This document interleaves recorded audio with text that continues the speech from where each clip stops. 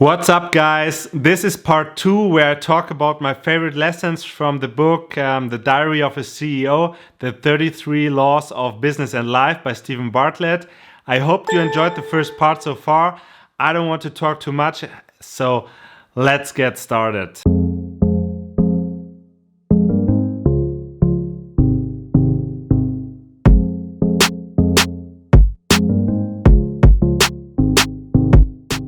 Law number 19, you must sweat the small stuff. In this chapter, Steven explains that his podcast is one of probably the fastest growing podcast of all.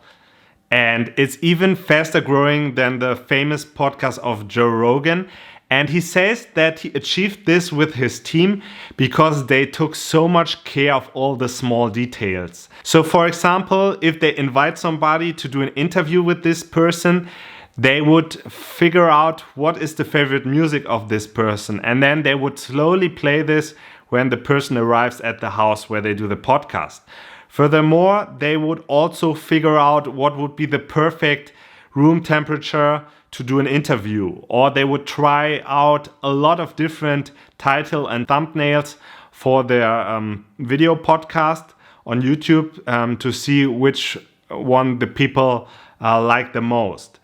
Besides that, they do a lot of more things. They want to find out what are the favorite topics this person likes to talk about, and many, many more. And he says that's probably the reason why this podcast is so successful, and this is the biggest reason, because they focus on the small details. The secret, in my opinion, is that we sweat the small stuff more than any other team I've ever encountered.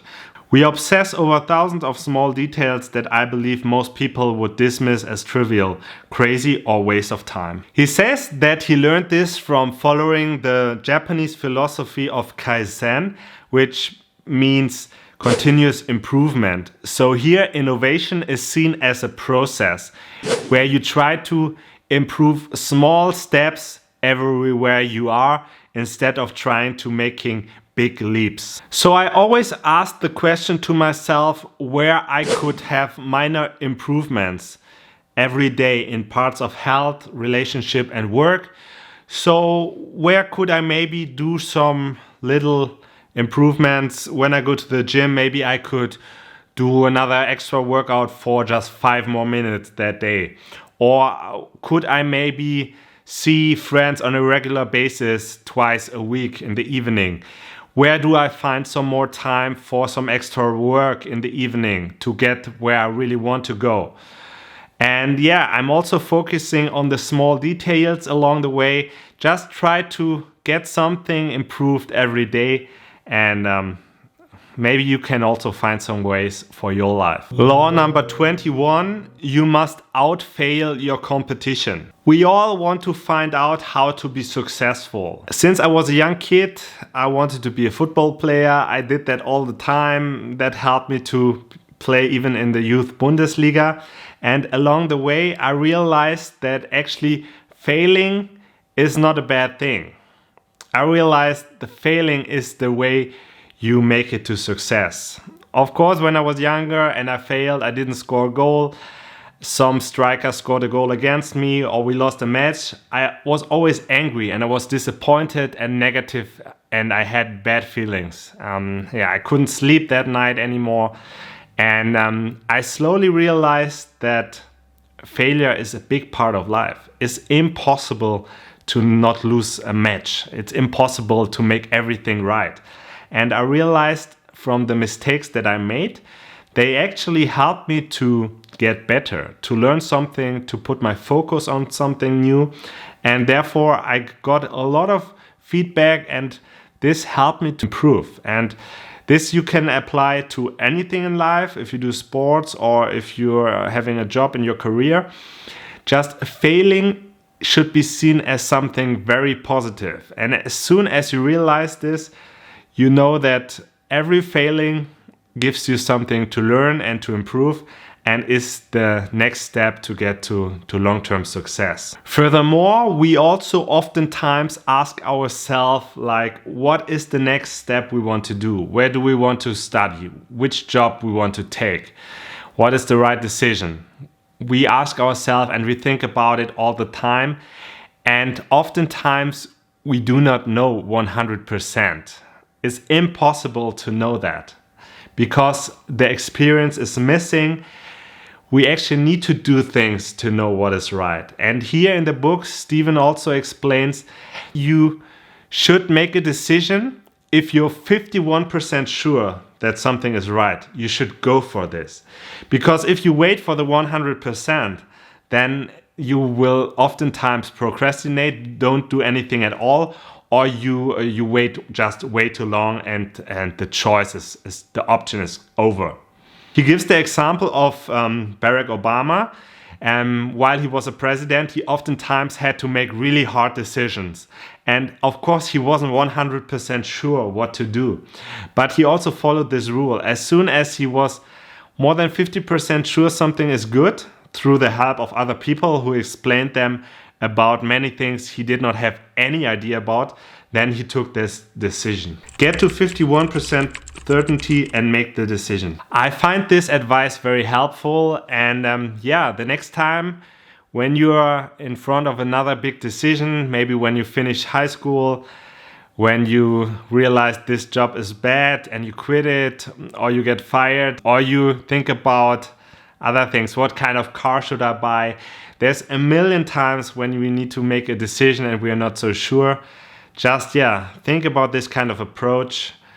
Failure is good, you learn something new, and also if you have like 51% certainty, go for it. Law number 25, the power of negative manifestation. In this law, Steven explains that it's always important to think about a negative outcome. Before you start to do something, think about what could go wrong. So for example, you want to do something new. Maybe you want to write your own book.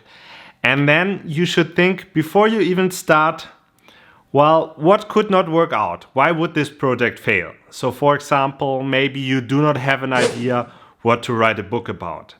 Or you could think this could fail because you do not find somebody who would publish your book. Or third, maybe you do not know when would be the time to actually write something down because you have your own job full time. You also have to take care of kids or whatever. So this will basically help you in two ways. Either you will think about problems, what could arise, and then you would think about options to solve them. So maybe you could figure out that, hey, actually Amazon offers a free publishing for your book, so that wouldn't be a problem anymore. And maybe you think like, oh, I could find time to write this book every Saturday evening, 2 or 3 hours, so then it would be still possible to do that for me. Or second, on the other way, you could figure out like, oh no, that's a really bad idea actually. And then you stop doing this because you realize that's actually not the right thing. It would be a stupid idea or whatever. In the book, Steven gives the example of his company. He and his team thought about starting a podcast network.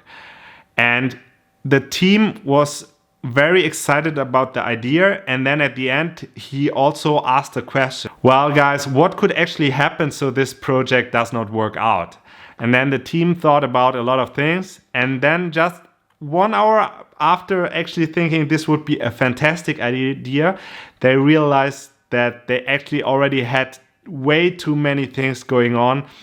And they actually decided against doing this. So I think it's a really smart idea also to think about things that could go wrong, and they can definitely help you to make better big decisions when you want to start something new, like writing a book, a business, maybe also help you for your next big investment, or even finding a lifelong partner. You can predict someone's success in any area of their life by observing how willing and capable they are at dealing with uncomfortable conversations. Your personal progression is trapped behind any uncomfortable conversation. Thank you guys so much for watching this video. I hope you enjoyed it, and if you're interested in learning also more about how much doctors earn in Germany, check out the video up here. If you want to see which hobby everybody in this world needs, check out this fantastic video down here. And thank you so much for watching. See you in the next video.